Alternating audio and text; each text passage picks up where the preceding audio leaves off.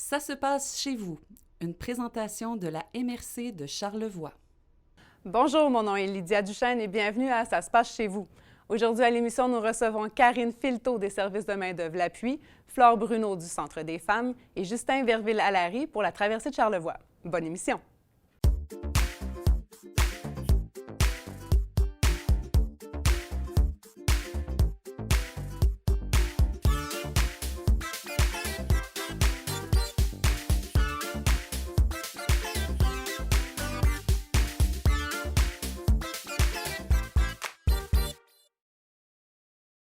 Bonjour tout le monde, bienvenue à nos invités ici présents. C'est le fun de vous voir en vrai.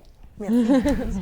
Alors, on va faire un petit tour de petite table afin de savoir qui vous êtes et de quoi nous allons parler ensemble. Donc, Karine, on va commencer avec toi. Tu as quelle est ta mission aujourd'hui? Bien, moi, en fait, je viens vous présenter mon rôle de conseillère en emploi et en information scolaire dans l'organisme Les services de main-d'œuvre L'Appui.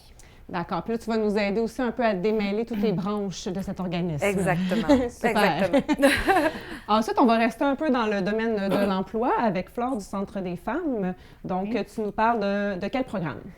Je vais parler du service Femmes en emploi qui accompagne des femmes qui sont à la recherche d'un emploi ou qui veulent éventuellement changer de carrière. Donc, on pourra faire aussi la comparaison un peu entre les services des deux organismes. Oui. Et finalement, Justin, déjà de retour, j'ai l'impression qu'on s'est vu il y a vraiment pas longtemps. Oui, effectivement. Mais, Donc, c'était l'automne, la dernière fois. Là, c'était l'automne. L'hiver arrive. Oui, effectivement. Donc, je suis l'oiseau de malheur aujourd'hui, malgré le beau temps qu'on a en novembre. Je viens vous parler de l'hiver qui s'en vient, mais on va pouvoir se consoler parce qu'on a des belles activités à offrir à la traversée de Charlevoix. Super, merci beaucoup. Donc, on te garde pour la fin. Oui, parfait. Bonjour Karine. Bonjour. Bonjour Karine. Alors, Karine Filteau, donc tu es conseillère en emploi et information scolaire. Oui. Pour les services de main-d'œuvre L'Appui. Oui. Donc là, on se disait, il y a beaucoup de branches. Bien, en fait, la première chose qui est importante à clarifier, c'est que la majorité des gens, depuis de nombreuses années, nous associent uniquement au Carrefour Jeunesse-Emploi. Alors que le Carrefour Jeunesse-Emploi, c'est juste une division de 4 divisions qu'on a dans notre organisme. C'est pas pour rien qu'on s'appelle les services de main-d'œuvre L'Appui, c'est qu'on est des services. Puis je me plais à comparer ça justement à comparer notre organisme à un arbre. Oui. Parce qu'au fil des années, on a commencé à Baie-Saint-Paul, on s'est étendu nos racines jusqu'à la côte de Beaupré. C'est ce qui fait en sorte aujourd'hui qu'on couvre de Bois-Châtel à la Baie-Sainte-Catherine, un immense territoire. On a 3 points de service, donc 3 portes d'entrée qui sont les conseillers d'orientation, conseillers en emploi, conseillers en information scolaire et professionnelle. OK. Ça Donc, pour les là, racines. il y a le service de main-d'œuvre L'Appui. Puis là, qu'est-ce qu'on a? Mais là, au niveau des racines, moi, Oui. ce que je trouvais intéressant, c'est que ça s'étend sur tout le territoire. Donc, on essaie d'aller chercher le maximum de personnes. Oui. Les gens qui sont plus isolés, les gens qui n'ont pas nécessairement de transport, etc. Donc, on s'étend. Au niveau des branches, OK. on commence par 4 grandes branches. Dans les services de main-d'œuvre L'Appui, on a le SANA, que vous avez déjà rencontré ici, qui vont revenir, je crois. SANA qui veut dire... Service d'accueil des nouveaux arrivants. OK. Qu'on parle de toute personne qui arrive dans les régions ou qu'on parle des immigrants. OK. Ensuite, on a la Circonstance, qui est une entreprise d'insertion par le travail, qui est une division aussi des services de main-d'œuvre L'Appui, et il y a les services spécialisés pour personnes ayant des limitations fonctionnelles ou personnes handicapées. C'est pas tout le monde qui est à l'aise de se déclarer personne handicapée, mais on se parle de limitations fonctionnelles quand même permanentes. Que ce soit physique ou intellectuel? Physique, intellectuelle, santé mentale, l'autisme, OK. des réorientations de carrière suite à des accidents de travail, OK. etc. Vraiment, toute personne qui a une limitation, que ce soit langagier, à n'importe quel niveau. De toute façon, de là, la description de mon rôle qui va suivre, Oui. c'est que puis la 4e division, Oui. qui est le Carrefour Jeunesse-Emploi, Oui. que souvent on est mêlé avec... Qui est vraiment axé sur la jeunesse. là. Donc, C'est sur la jeunesse, mais comme il y a eu des changements au fil des années au niveau de la mission des Carrefour Jeunesse-Emploi, OK.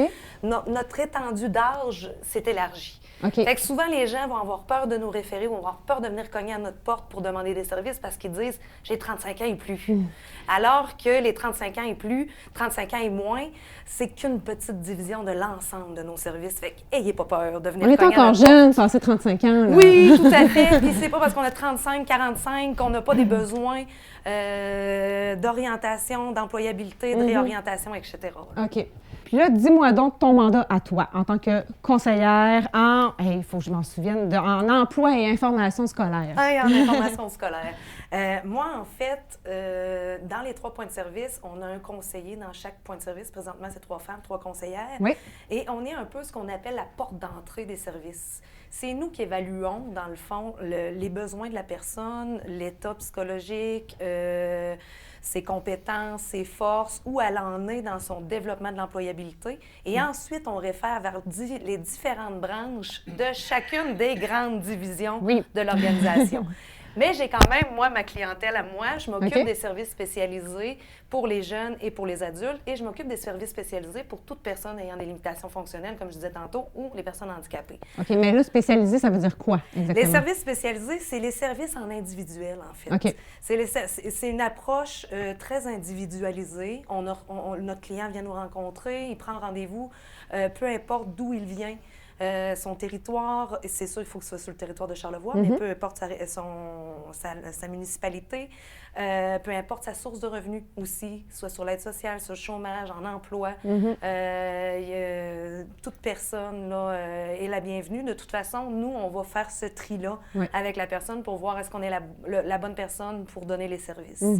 Et lorsqu'on est en service, bien là, à ce moment-là, on tombe dans la relation d'aide vraiment, où ce que on évalue avec la personne qu'est-ce qui va bien, qu'est-ce qui va pas bien en emploi, pourquoi la personne ne se maintient pas en emploi, parce que notre objectif, c'est de développer la pré-employabilité chez les gens, de les aider à faire des recherches d'emploi, à s'intégrer sur le marché du travail, mais aussi à se maintenir. C'est là aussi que la difficulté, on la retrouve souvent, surtout pour les personnes qui ont des limitations, des difficultés.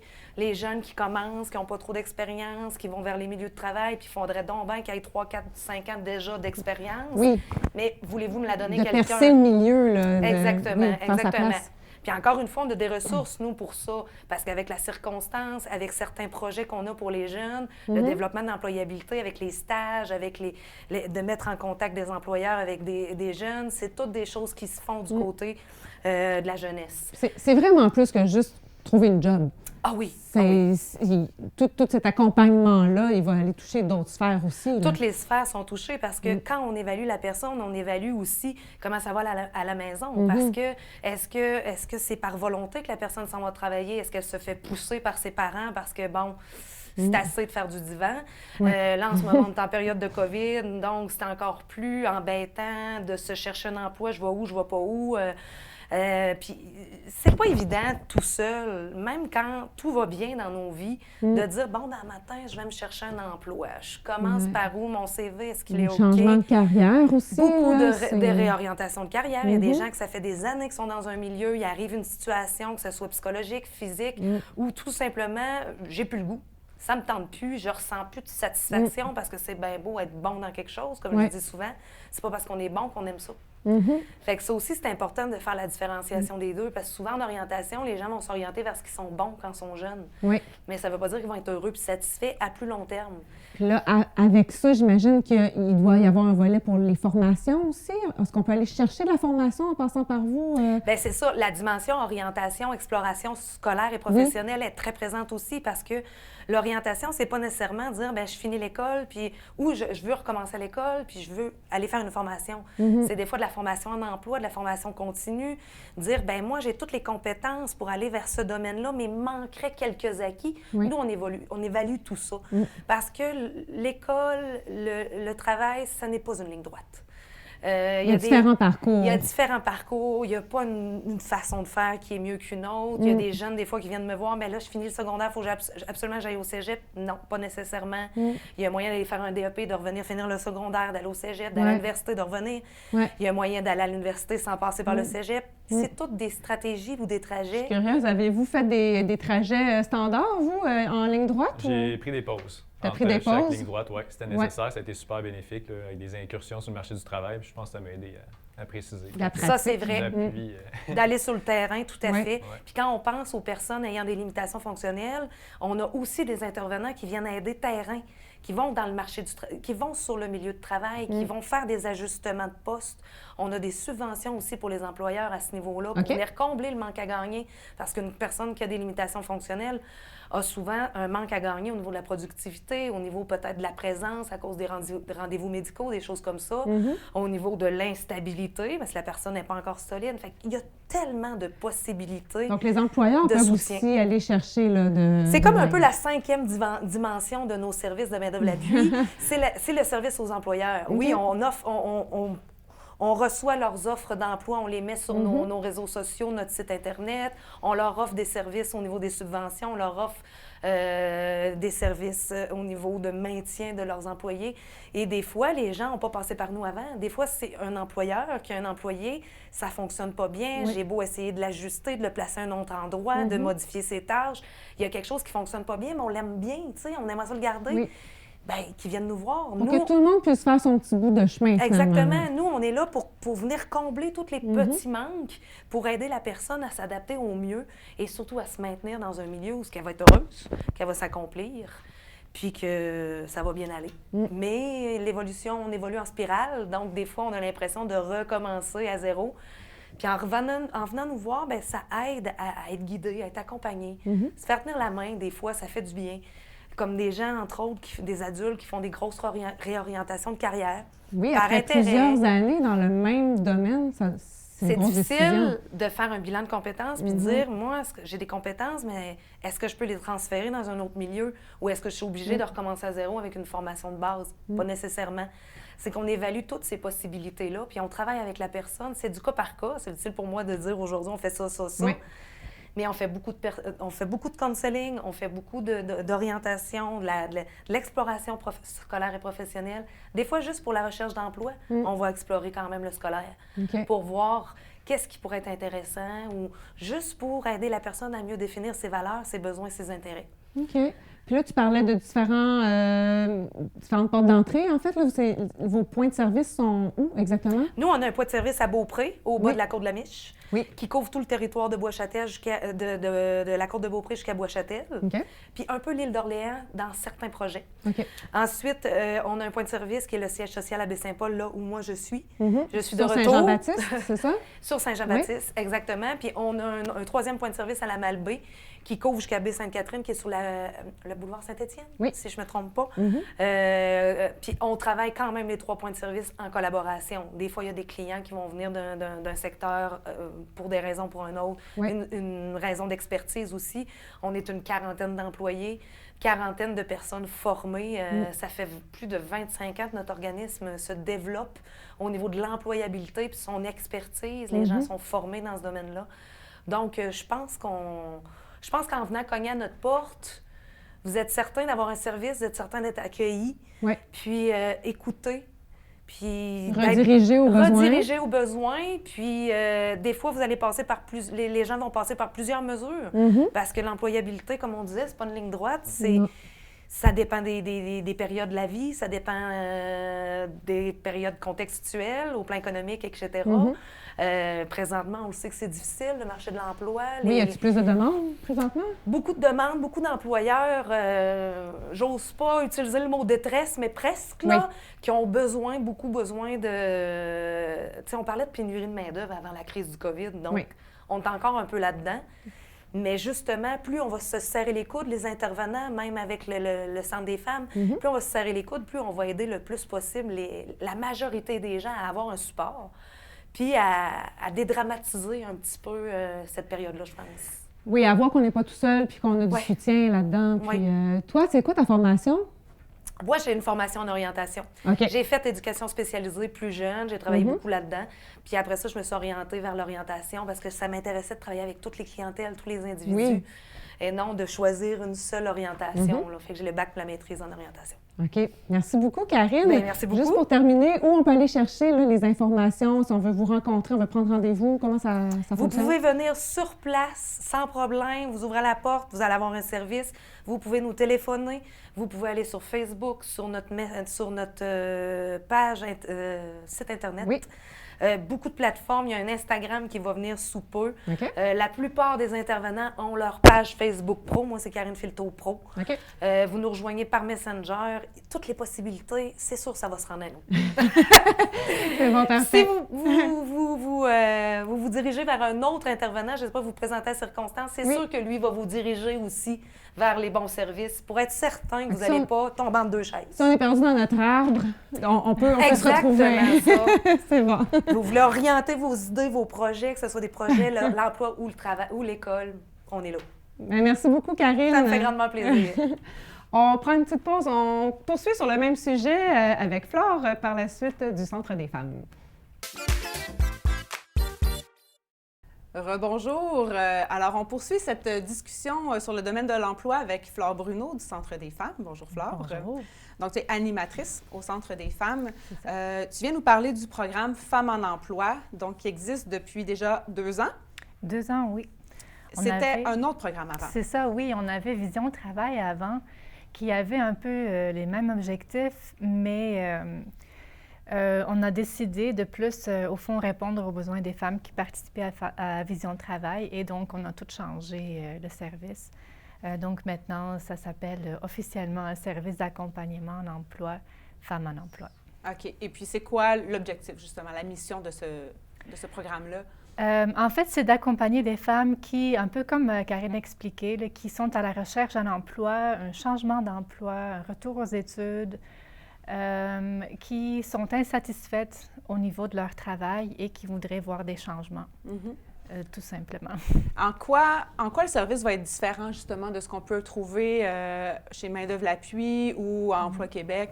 Pourquoi on irait plus particulièrement vers le Centre des femmes? Bien, Femmes en emploi, premièrement, c'est pour des femmes, uniquement, je veux dire. Désolée, C'est ça. Donc, c'est ça la plus grosse différence, au fond.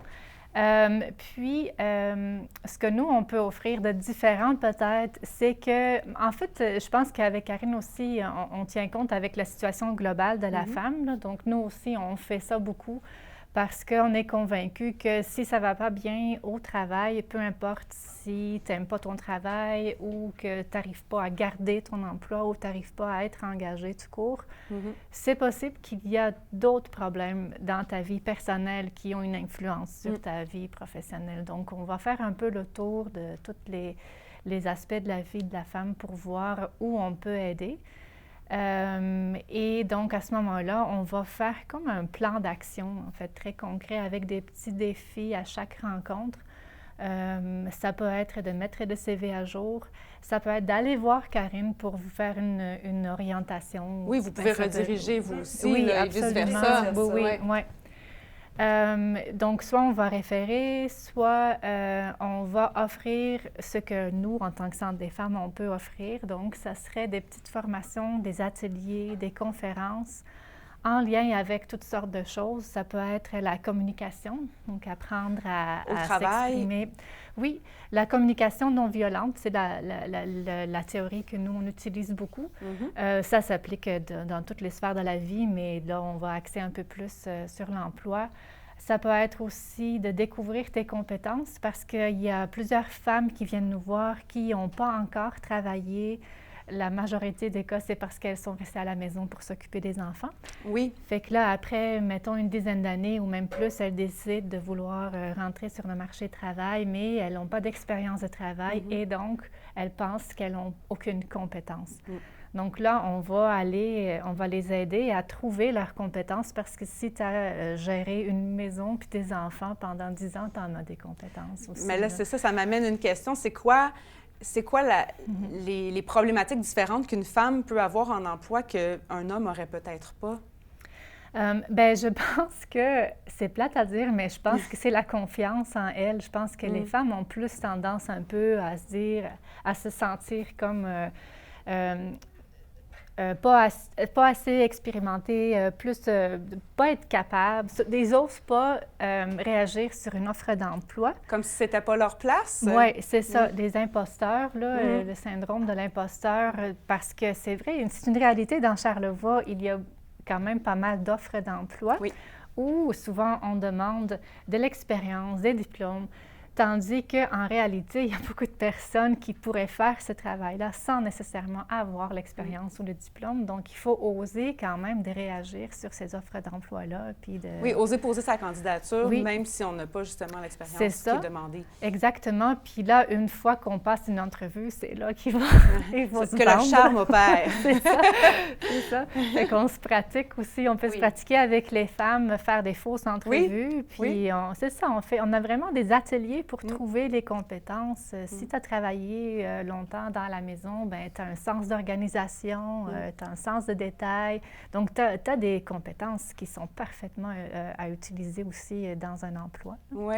Puis l'éducation aussi, il y en a qui doivent juste pas avoir fait de cursus postsecondaire, peut-être, justement parce qu'elles restaient à la maison. C'est ça, exactement. Soit elles n'en ont pas fait, soit elles ne veulent plus retourner dans ce domaine-là parce que les goûts changent au cours des années. Donc, c'est pas parce qu'on a un diplôme, je sais pas, c'est pas parce qu'on est enseignante qu'on veut vraiment aller travailler à l'école. Donc, il y a des changements de carrière là. Donc, c'est vraiment très large. Puis, comme Karine disait, c'est très personnalisé. Si on va vraiment écouter la personne à la première rencontre par téléphone ou en vrai, ça dépend aujourd'hui. Oui, souvent, c'est ça. Là, tout le monde s'adapte. C'est ça. Mais à la première rencontre, on va voir c'est quoi tes besoins, qu'est-ce que tu voudrais voir changer dans ta vie. Puis à partir de ce moment-là, bien, on décide c'est quoi la première étape, puis après la deuxième étape, puis tranquillement. C'est quoi ta clientèle au niveau des âges? Est-ce que c'est surtout des jeunes qui vont venir te voir ou justement des femmes? On en a le service est là à partir de 18 ans. OK. Mais on a, il y en a de tous les âges. Il y a des femmes aussi qui se rapprochent, par exemple, de la retraite tranquillement et qui ne peuvent pas se permettre d'aller à la retraite financièrement. Donc, ils se disent, il faut que je trouve un emploi où je peux continuer à travailler, mais peut-être pas à temps plein. Donc, c'est comme un changement de carrière aussi. Oui. Sauf mais temporaire, qui est temporaire, terme. Oui, c'est ça. Et un changement de carrière à 55 ans ou à 20 ans, c'est pas le même... C'est pas les mêmes milieux qui vont être sollicités, j'imagine. Non, c'est ça. Puis là, il y a un gros manque de confiance parce que c'est qui va engager quelqu'un de 55 ans ou de 60 ans? Il y a cette crainte-là aussi. Ouais. Donc, on a des femmes qui sont un peu plus âgées, mais on a aussi des jeunes mamans qui ont terminé leur congé de maternité, par exemple, ou... toutes les âges sont là. Vraiment, c'est 18 ans à 100 ans. À 100 ans. À pas d'âge. Ouais, on ne sait plus c'est quoi l'âge limite maintenant. On est éternel, on dirait. Est-ce que vos activités sont plus individuelles ou il y a du groupe aussi qui peut se faire malgré les... Bien, la situation actuelle? Normalement, d'habitude, il y avait les deux. Donc, les rencontres individuelles et des rencontres de groupe. Oui. Là, le groupe, on s'entend que ça a changé un peu. On fait encore des activités de groupe avec la plateforme Zoom, donc virtuellement. Et c'est ça qu'on va essayer de continuer aussi. Mais vu que le service est très personnalisé et vu aussi qu'on a rarement... une dizaine de femmes d'inscrites sur Femmes en emploi en même temps. On ne peut pas toujours organiser une activité de groupe parce qu'on a juste 2 femmes à la fois, par exemple. Oui, c'est ça. Donc, on s'ajuste, on change. Là. On peut aussi offrir un cours qui, normalement, est pour des groupes. Bien, on peut le donner à une personne, mais on s'ajuste un peu là, pour que, quand même, la femme puisse profiter du contenu du cours, même s'il n'y a pas de groupe. Tu m'avais dit qu'il y avait un volet aide financière aussi, ça se peut-tu? Oui, ça dépend de la situation de la personne, parce que Femmes en emploi est là pour des femmes qui travaillent moins de 30 heures ou des femmes qui n'ont pas d'emploi. Donc, OK. c'est sûr que quand on travaille où on a du chômage, bien là, il n'y aura pas de surplus de soutien financier. Mais si la personne n'a pas de revenus, bien, elle peut aller voir avec Service Québec, là, le Centre local d'emploi. Elle peut aller voir si elle n'a pas droit à un peu d'aide. OK, fait que vous faites le lien à ce moment-là vers Oui, c'est ça. ces organismes-là. Oui. Est-ce que, comme avec Service de main-d'œuvre l'appui, il y a une option pour les employeurs aussi avec vous? Est-ce qu'on peut aller proposer directement au Centre des femmes des emplois? Oui, on a la collaboration que nous, on a avec les employeurs, c'est plutôt par les femmes elles-mêmes. En fait, on essaye de promouvoir le plus possible l'autonomie des femmes. Donc, si elles ont des questions, des doutes par rapport à une offre d'emploi ou si l'employeur cherche du monde, on va plutôt les envoyer toutes seules ou avec nous à côté. Là, on va essayer qu'elles vont trouver des solutions par elles-mêmes, mais avec nous quand même en accompagnement. Là. Il y a une possibilité aussi, avec Femmes en emploi, de faire des stages. OK. Donc, de faire un essai, au fond, de voir si cet emploi-là, à cet endroit-là, pourrait plaire à la femme. Donc, à ce moment-là, c'est sûr qu'on a une Donc, là, c'est les employeurs qui doivent proposer, encore une fois, de faire des stages chez eux? C'est des employés qui choisissent leur place. Donc, elles peuvent faire un stage n'importe où, sauf que, évidemment, l'employeur doit être d'accord, là. Okay. Mais s'il est d'accord, elles peuvent aller n'importe où pour faire le stage. Ouais. OK. Puis là, dans les jours qui viennent, est-ce qu'il y a des événements, des activités particulières dans le cadre du programme Femmes en emploi qui vont avoir lieu? On a plusieurs ateliers que le Centre des femmes offre de toute façon. Et puis, il y en a qui sont en lien avec Femmes en emploi, puis il y en a qui sont uniquement en lien avec le Centre des femmes, mais tout le monde peut quand même participer, bien sûr. Donc, on a un atelier de prévu qui est très spécifique. On a un atelier sur les valeurs aussi, virtuel, pour savoir qu'est-ce qui est important pour moi. C'est un atelier qui est intéressant au niveau personnel, mais aussi, bien sûr, pour trouver un emploi qui nous ressemble. Ouais. Donc, on a ça qui s'en vient tranquillement. On a, après les fêtes, on va donner des ateliers de communication aussi, qui sont super intéressantes, justement pour réussir à communiquer avec l'employeur souvent.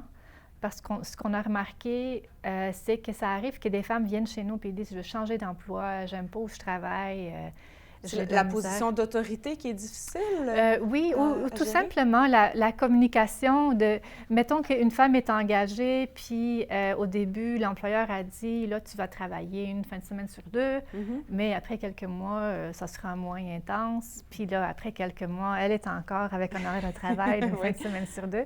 Comment aller dire ça à l'employeur? C'est pas toujours évident de faire ce genre d'entrevue ou des conversations. Donc là, on va, avec les techniques de communication non violente, on va essayer de se pratiquer, en fait. Là, comment tu pourrais dire, avec quels mots tu es le plus à l'aise. Et il y a, en fait, l'année passée, on a eu 4-5 femmes qui sont arrivées à Femmes en emploi en voulant changer d'emploi. Puis finalement, elles ont gardé leur emploi, mais avec un sentiment de satisfaction retrouvé. Oui. Parce qu'elles ont réussi à communiquer, justement. Oui, c'est ça, à s'exprimer, puis mettre leurs limites, parce que c'est ça aussi, parfois, surtout avec la pandémie et le manque d'emploi, on va augmenter le nombre d'heures de travail, mais tout le monde a ses limites aussi. Il faut réussir à dire non aussi. Donc, on les accompagne là-dedans. Puis ça, au fond, c'est bien pour les employés, mais aussi pour les employeurs, parce que c'est bien plus le fun d'avoir l'employé satisfait qui reste que d'avoir un roulement. Oui, c'est ça. Ouais. Ben oui. Est-ce que... C'est quoi les domaines, là, présentement, dans Charlevoix, où il y a beaucoup d'emplois, là, où il manque? C'est sûr que le domaine de la santé est toujours en demande. Je prends, par exemple, Simard Suspension, qui a des gros besoins. Puis qui se dirige de plus en plus vers les employés outre-mer. Oui. Fait qu'à ce moment-là, notre service des nouveaux arrivants, on travaille en collaboration aussi avec les employeurs. Oui. Ça, déjà, là, d'emblée. Là. Tout ce qui est production, je dirais, là, est en demande. Puis est-ce que ça demande des formations particulières ou est-ce que c'est quand même des métiers qui sont accessibles? Ça dépend des postes. Ça dépend, oui. Ça dépend des postes. C'est à négocier, justement, en évaluant est-ce que les compétences sont transférables, est-ce que Il y a des employeurs qui offrent la formation aussi Oui. sur place parce qu'ils ont Parce qu'ils ont besoin trop de monde. besoins. Ouais. Oui. Alors qu'avant, ils ne l'offraient pas, ils exigeaient la diplomation. Bien là, c'est intéressant. Donc, Oui. tu es payé Ouais. pour faire ta formation à ce moment-là. Oui. Mhm. Ben, c'est intéressant parce que les employeurs n'auront pas le choix de fidéliser de plus en plus Oui. leurs employeurs, leurs employés. Oui, Ouais. oui, tout à fait. Bien, merci beaucoup, mesdames. Ça fait plaisir. Alors, Flore, on peut te rencontrer au Centre des femmes si on Oui. veut, de On l'aide conseille aussi. d'appeler avant. Oui, Ah, encore une fois, c'est ça. c'est C'est les ça. rendez-vous, hein? Oui, c'est préférable. Parfait, merci beaucoup. Et puis, si on veut Merci. plus d'informations, page Facebook. On a la page Facebook du Centre des femmes de Charlevoix. Oui. Puis on a le téléphone aussi qui est le 88 435 57 52. D'accord, merci beaucoup. Ça fait plaisir. Donc, on retourne à la pause et on se revoit tout de suite après avec Justin Verville-Allary pour les Sentiers Québec-Charlevoix. Nous sommes de retour avec Justin. Donc, on change de sujet, là. On change de créneau complètement. Donc, maintenant que la job est trouvée, on profite de nos vacances en allant dans les sentiers. Exactement. On profite de l'hiver qui s'en vient. Comme je l'ai mentionné en intro, il fait beau et chaud dans le mois de novembre, mais tôt ou tard, nous aurons de la neige. Ça tombe bien parce que à la traversée de Charlevoix, il y a beaucoup d'activités à faire pendant l'hiver. C'est vraiment une belle saison pour découvrir la traversée de Charlevoix. Puis en fait, notre produit de base qui est le plus connu, là, c'est le raid en ski de fond de 105 km. Donc, Parlons de ce raid. Oui, Allons-y. parlons-en. Qu'est-ce que c'est? Donc, en fait, c'est ce qui a donné naissance à la traversée de Charlevoix. Ce sentier-là existe, c'est parce qu'en 78, il y a eu cette idée-là d'Eudard Fortin de tracer ce sentier-là pour les fondeurs. Et en fait, comment ça se déroule? Il y a quand même plusieurs options, mais l'option de base, là, c'est 7 jours, 6 nuits en chalet, des distances moyennes de 15 à 20 km par jour. OK. Et c'est dans des conditions là, tout à fait sauvages, dans le sens où il n'y a pas de travail mécanique qui est fait du sentier. Les sentiers ne sont pas patrouillés. Donc, c'est vraiment, on part à l'aventure.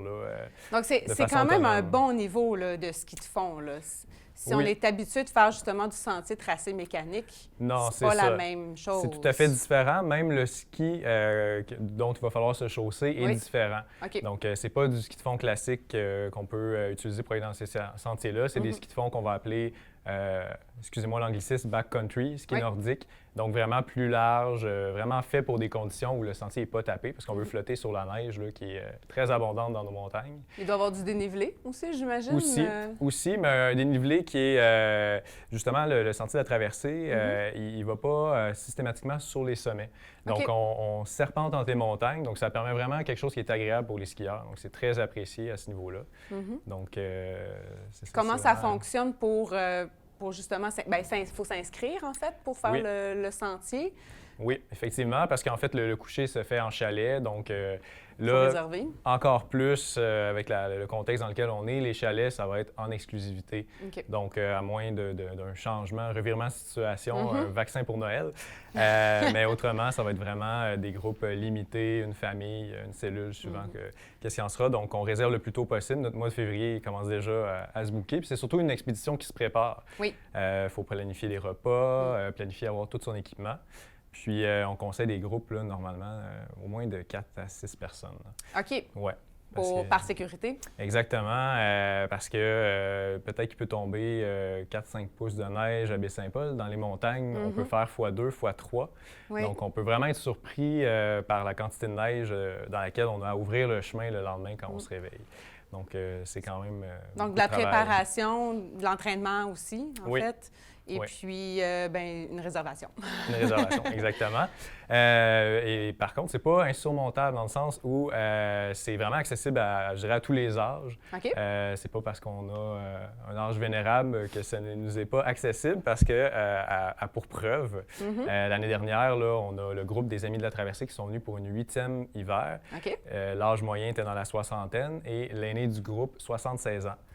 Donc, c'est assez impressionnant quand on voit ça. C'est des gens, c'est sûr, qui n'ont jamais cessé de faire du ski de fond, mais qui ont donc maintenu ça rend la forme. immortel, la nature. Mais non, c'est ça. Il suffit d'être bien préparé, d'être bien chaussé, puis on peut partir sur les sentiers.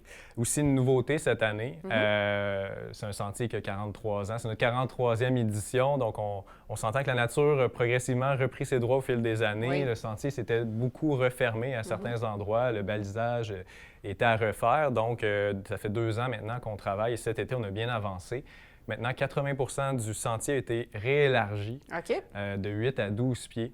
Donc, ça va être assez large quand même. Exactement, mais parce que quand on a des descentes, surtout, il faut pouvoir quand même manœuvrer.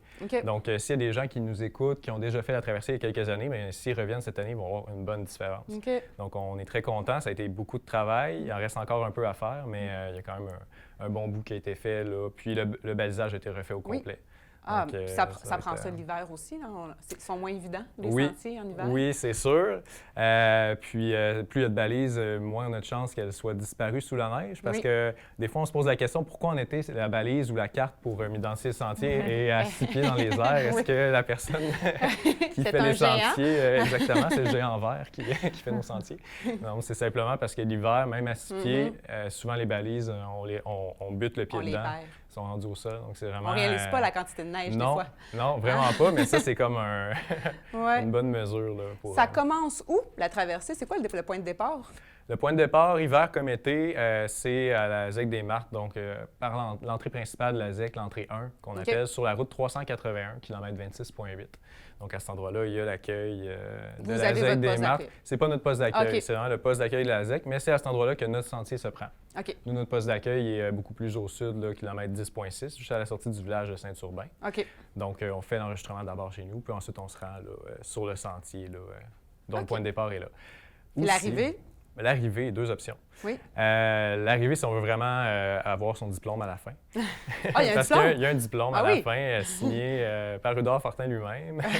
Donc, seulement pour les gens qui complètent. Et on peut le faire en par 2 fois, par 3 fois. L'important, c'est d'avoir fait le kilométrage au complet. Mais si on veut y aller justement par une demi-traversée, c'est possible. Maintenant, depuis 3 ans, avec le parc des Hauts-Gorges qui est ouvert l'hiver, on peut sortir à la mi-chemin.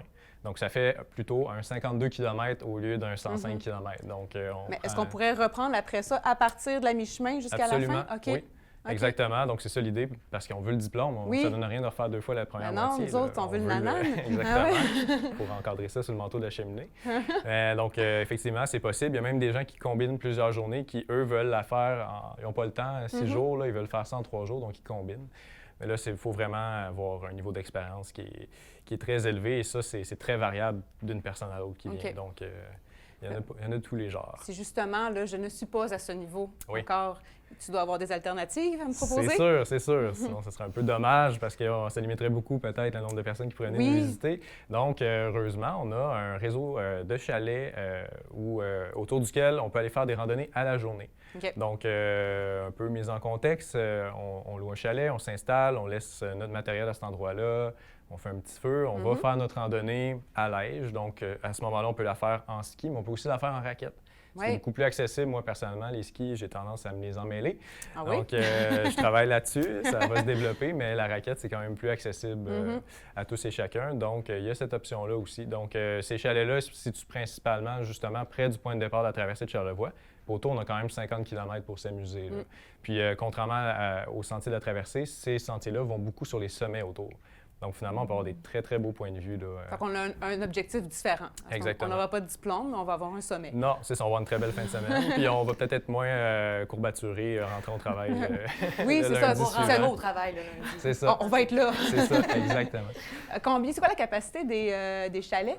C'est très variable. Là, c'est sûr qu'on a dû revoir à la baisse beaucoup. Mais si j'y vais en petite famille... En temps normal, là, pensons.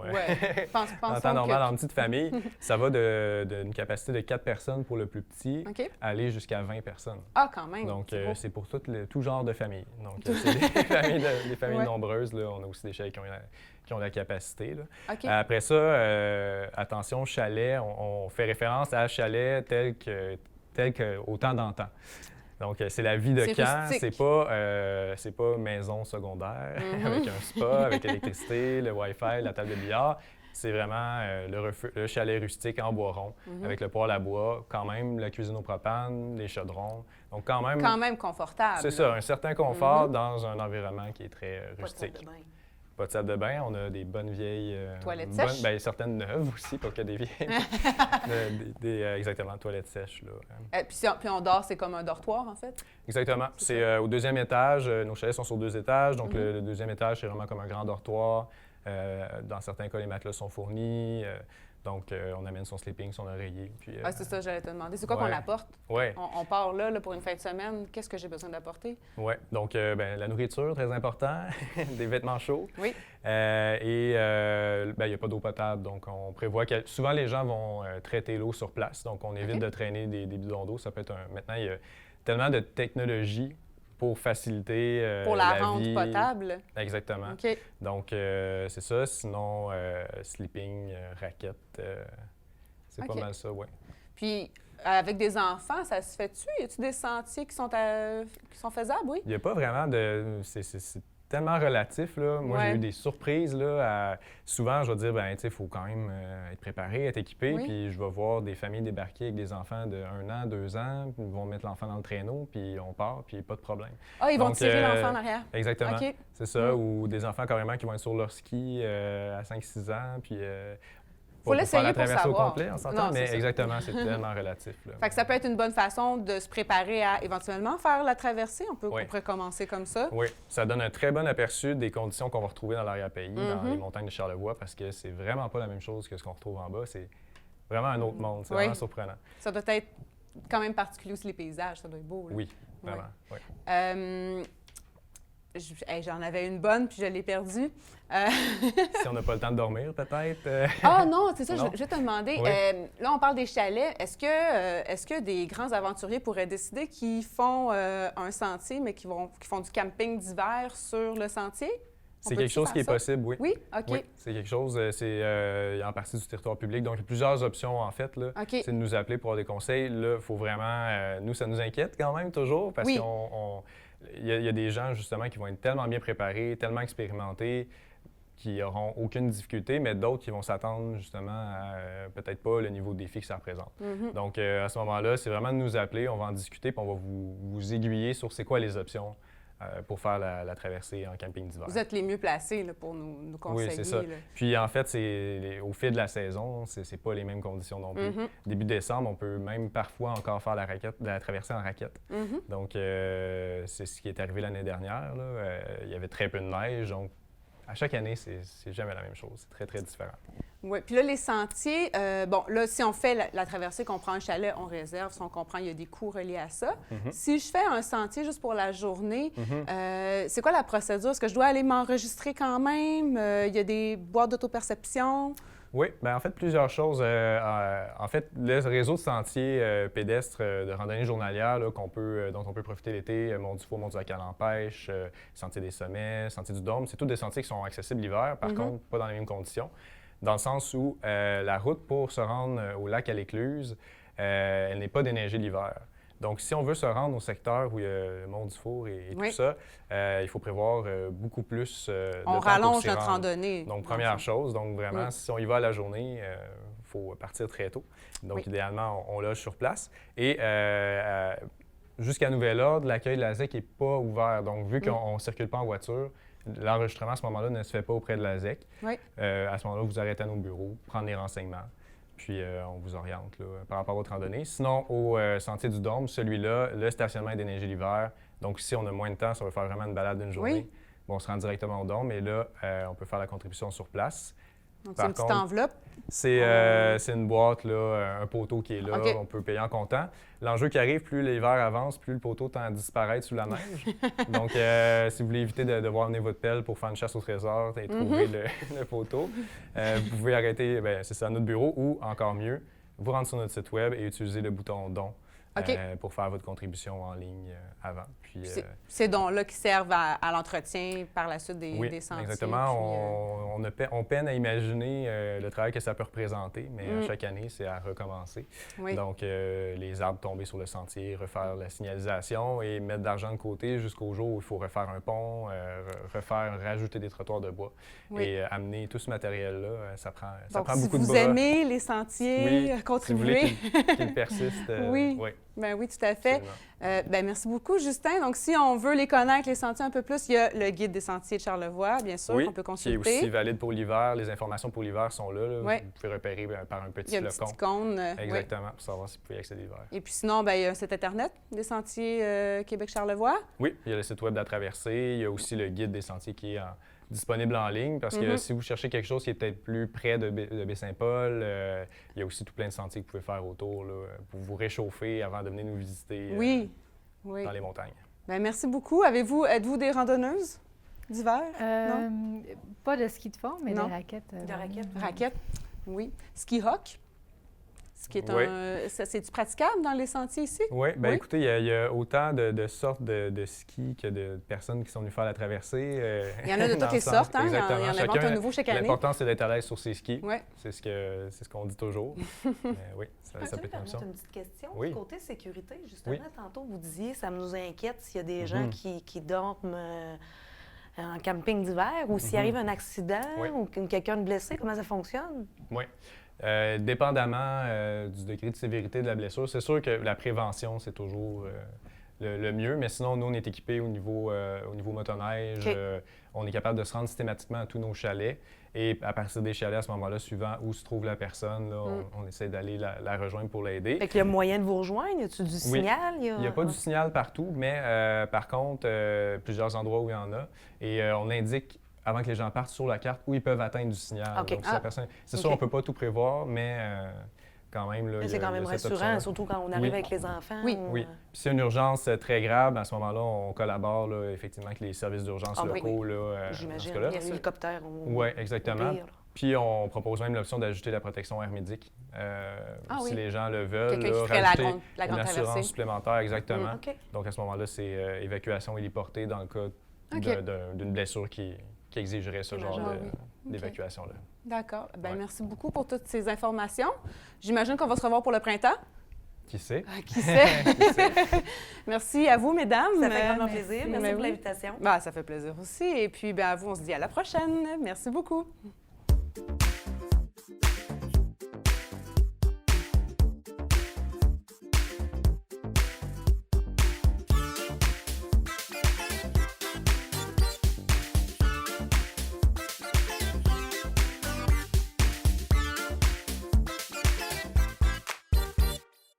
Ça se passe chez vous. Une présentation de la MRC de Charlevoix.